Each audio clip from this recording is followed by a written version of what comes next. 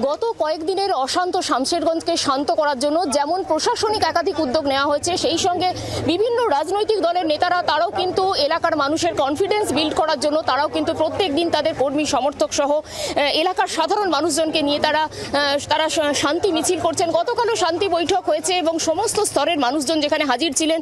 একটু জানতে চাইব খলিল্লা, আজকে সকাল থেকে সামগ্রিকভাবে পরিস্থিতি কেমন, যেখানে রাজ্যপাল আসছেন এবং আমরা খবর পাচ্ছি যে বিভিন্ন এলাকায় কিন্তু সাধারণ মানুষজন তারা কিন্তু বিএসএফ ক্যাম্পের স্থায়ী দাবি জানিয়েছেন।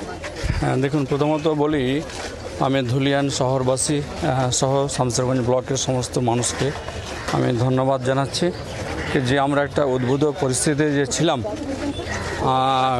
আজ 6 দিন কোনো রকম কোনো বিক্ষিপ্ত কিছু ঘটনা ঘটেনি। এর জন্য আমি ধুলিয়ানবাসীকে আমি ধন্যবাদ জানাচ্ছি। আমরা যে শান্তি সম্প্রীতি নিয়েছিলাম, আমাদের অঙ্গীকার হবে সেই শান্তি সম্প্রীতি আগামী দিনেও সেটাকে অক্ষুণ্ণ রাখা আর কি। এই মুহূর্তে আমাদের যে প্রয়োজনগুলো রয়েছে আর কি, সেটা হচ্ছে যে দোকানপাট খুলুক, ক্রেতা বিক্রেতার আগমন হোক, একে অপরের সঙ্গে তাদের কথাবার্তা হোক, স্কুল কলেজ যা আছে সমস্ত খুলুক আর কি, এবং যেগুলো প্রতিষ্ঠান রয়েছে সেটাও খুলে যাক। তাহলে লোক তার কাজের মধ্যে এনগেজ হয়ে পড়লে পারে এই যে বিগত দিনের ঘটনাটাকে মানুষ ভুলতে থাকবে এবং আগামী দিনের সম্প্রীতিটাকে অটুট বন্ধনে আবদ্ধ থাকবে। সেই জন্য আমি সকলকে বলবো যে নিজ নিজ কর্মে আপনারা এগিয়ে আসুন। আমরা একে অপরের পরিপূরক হয়েছিলাম, আগামী দিনেও আমরা একে অপরের পরিপূরক হয়ে থাকবো, এই হবে আমাদের সকলের অঙ্গীকার। দাদা, এই যে আজকে রাজ্যপাল আসছেন এবং মহিলা কমিশনও এসেছেন এবং গ্রামের সবাই একটাই দাবি তুলছেন যে স্থায়ী বিএসএফ ক্যাম্প, আপনারও মনে হয় যে কতটা প্রাসঙ্গিকতা এটা?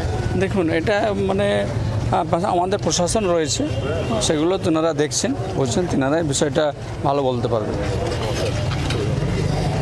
আজকে সকাল থেকেই একটা পরিকল্পনা ছিল যে একটা শান্তি মিছিল এখানে করা হবে, কিন্তু সামগ্রিকভাবে এই পরিস্থিতির জন্য তারা নিজের দলের কর্মী সমর্থকদের নিয়েই তারা কিন্তু এলাকার মানুষের তারা কনফিডেন্স বিল্ড করার চেষ্টা করছেন এবং এই শান্তি বৈঠক তারা বলছেন প্রতিদিন বিভিন্ন সময় এটা অর্গানাইজ করতে হবে। তার কারণ এলাকার মানুষের মনে যে ভয়ের সঞ্চার হয়েছে, সাধারণ মানুষজন যতক্ষণ না তারা মূল কাজে তারা ফিরছেন ততক্ষণ পর্যন্ত কিন্তু এই সমস্যার সমাধান হবে না। ফলত সেই কারণেই এই মুহূর্তে ধুলিয়ান শহরে দলের নেতারা তাদের কর্মী সমর্থকদের নিয়ে এলাকায় ঘুরছেন। ক্যামেরায় শুভর সঙ্গে সোমা, জি 24 ঘন্টা। বাংলার আওয়াজ, বাঙালির আবেগ, জি 24 ঘন্টা।